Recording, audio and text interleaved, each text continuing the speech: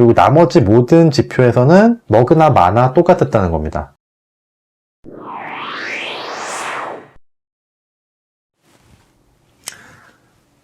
클릭해주셔서 감사합니다. 정세훈 약사입니다.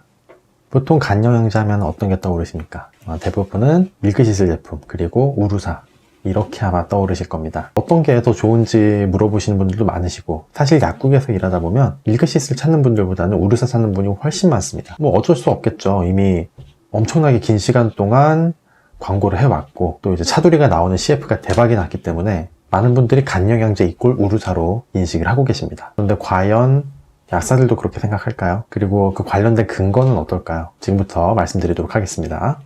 우루사냐 밀크시슬이냐, 이거 하나로 결론 내드립니다. 밀크시슬과 우루사는 사실 많은 분들이 뭐 둘 중에 하나를 선택해야 되는 문제처럼 생각하시지만, 가장 좋은 건 두 개를 같이 드시는 게 가장 좋습니다. 왜냐하면 몸 안에서 하는 작용이 전혀 달라요. 자, 지금 여기서 보시면은 밀크시슬 같은 경우에는 지금 여기 써져 있죠. 실리마린. 그리고 우루사 같은 경우에는 이 마지막 배출 단계 이쪽에 주로 작용한다고 생각하시면 돼요. 즉 밀크시슬은 해독 과정에서 발생하는 그런 어떤 독성 물질, 산화적 스트레스, 이런 걸로부터 간세포를 보호하는 작용이 주된 작용이고, 우루사 같은 이담제는 만들어진 해독 산물, 이거를 잘 배출하게끔 도와주는 작용입니다. 자, 이담제라고 불리는 이유는 담낭을 이롭게 한다, 즉 담즙 배출이 잘 되도록 해준다, 이런 의미를 담고 있는 거거든요. 그렇다면은 둘 중에 하나만 꼭 먹어야 된다면은 어떤 걸 먹어야 되느냐? 90% 이상의 경우에는 약국에서는 밀크시슬 쪽을 추천드릴 거예요. 왜냐하면 이 담즙 배출 쪽에 문제가 돼서 간이 공격받는 경우는 사실 그렇게 흔치는 않거든요. 자, 이거를 가늠해 볼 수 있는 게 담즙 정체 증상 진단을 해보면, 그 담즙의 독성으로 인한 가려움증, 황달 많이 들어보셨죠? 이제 소변색도 어두워지고, 소화불량, 지방소화나 이런 소화 기능 자체가 상당히 떨어지기 때문에 소화불량이 오게 되고, 그리고 담즙이 잘 나와야 지방 흡수가 되죠. 뭐 이것 말고도 여러 가지가 있지만, 일반적으로 이런 것들이 담즙 분비가 잘 안 됐을 때 나타날 수 있는 증상들이고, 그 중에서 가장 쉽게 체크할 수 있는 부분이 바로 소화불량이죠. 뭔가를 내가 먹었을 때 굉장히 소화가 힘들어한다. 그래서 이런 소화 기능에도 도움이 되고 간도 보호해 줄 수 있는 그런 걸 찾는다면은 이담제를 권해드리기도 합니다. 그런데 보통 간영양제 찾는 분들 중에 이에 해당하는 분은 거의 안 계세요. 그러니까 당연히 밀크시슬을 권해드리는 경우가 많을 수밖에 없죠. 그런데 이런 어떤 확률적인 문제뿐만이 아니라, 최근에 우루사를 가지고 진행했던 임상시험, 그리고 그 임상시험을 토대로 만든 광고가 크게 문제가 된 적이 있었습니다. 사실 꽤 크게 문제가 됐던 거였는데 일반인 분들은 잘 모르세요. 자, 어떤 일이 있었냐면, 바른의료연구소라는 곳에서 우루사의 CF에 태클을 걸어요. 허위 과장 광고를 엄정 처분 내려야 한다. 자, 어떤 내용이냐. 자, 이 카피를 보셨는지 모르겠어요. 혈주 투여로 인해서 간수치 개선 효과를 확인했다. 그리고 우루사는 요렇게 감소했고 비약군은 요렇게 별로 감소하지 않았다, 이렇게 주장을 했는데, 이게 결과적으로는 간 기능 개선 효과가 검증됐다는 내용은 향후 TV 광고 등에 사용하지 않기로 처리됐다고 밝혀졌습니다. 이 임상시험에서 사용된 제품은 대웅 우루사예요. 대웅 우루사 연질 캡슐. 그래서 50mg의 UDCA를 담고 있고 10mg의 티아민, 그러니까 비타민 B1, 그리고 5mg의 리보플라빈, 비타민 B2를 담고 있습니다. 이거는 피로도 개선이에요. 피로도 개선 쪽은 특별히 태클 걸 만한 내용 없이 데이터가 잘 나왔습니다. 투여 한쪽이 더 피로도 개선이 잘 됐다고 결과가 나왔는데, 자, 문제는 간수치 개선이었어요. 일반적으로 우리 간수치 하면은 가장 많이 사용되는 지표가 ALT, AST죠. 자, 보시면 요게 피밸류 값이에요. 피밸류 값이 0.05보다 작아야지 통계적으로 유의했다는 뜻입니다. 즉 뭔가 차이가 있었고 효과가 있었다는 걸 이야기해요.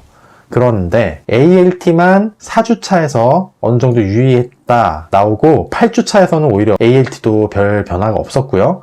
그리고 나머지 모든 지표에서는 머그나 마나 똑같았다는 겁니다. 근데 재밌는 건 뭐냐면, 실제로 광고에 사용된 문헌은 요 문헌이에요. 16년에 그 문헌을 발표한 다음에 이거를 나온 데이터를 가지고 다시 분석을 해요. 처음에는 그 떨어진 수치만 가지고 분석을 했다가, 다시 분석할 땐 그 퍼센티지, 그러니까 이제 몇 프로 줄었다 가지고 분석을 다시 하거든요.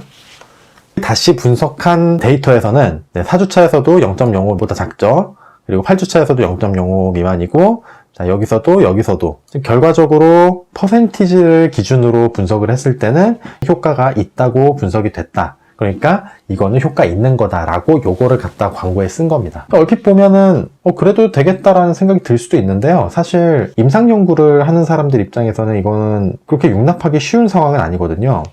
이게 만약에 용납이 되면 내가 어떤 임상 시험을 했어요. 결과가 꽝이 났어요.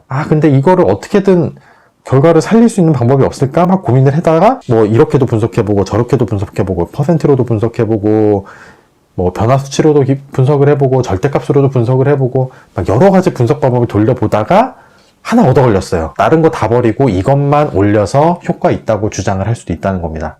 뭔가 말이 안 되는 것 같죠. 그래서 태클을 건 단체에서도 원논문은 8주간 복용 후에 개선 정도를 비교를 하는 시험이었고 이거는 애초에 처음 계획된 거기 때문에 그대로 지켜서 해야 되는 거예요. 만약에 우리가 시험을 했지만 이 결과를 못 믿겠어. 그렇게 생각이 되면은 뭐 방법을 바꿔서 다시 분석할 게 아니라 시험을 다시 해야 된다는 거죠. 그래서 이건 유효성을 있는 것으로 정정 논문을 추가 게재한 것이라고 볼 수 있고 의학 논문에서는 이런 거를 유효성 있었다고 인정하지 않는다고 이야기를 합니다.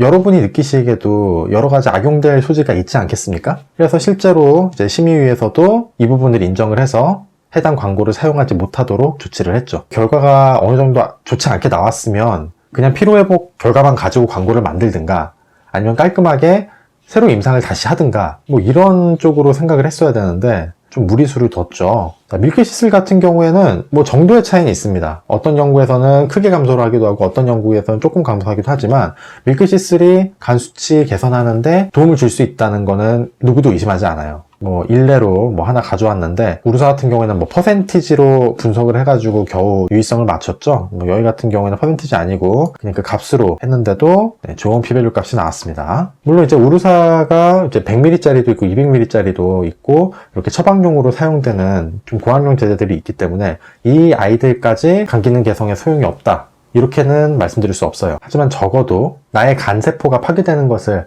방지하고 싶을 때는 우루사는 최우선 선택지는 아니라는 거 확실히 말씀드릴 수 있겠습니다. 네, 이상 정세훈 약사였고요. 오늘 내용이 흥미로웠거나 도움이 되었다면 좋아요, 구독 버튼 부탁드리겠습니다. 감사합니다.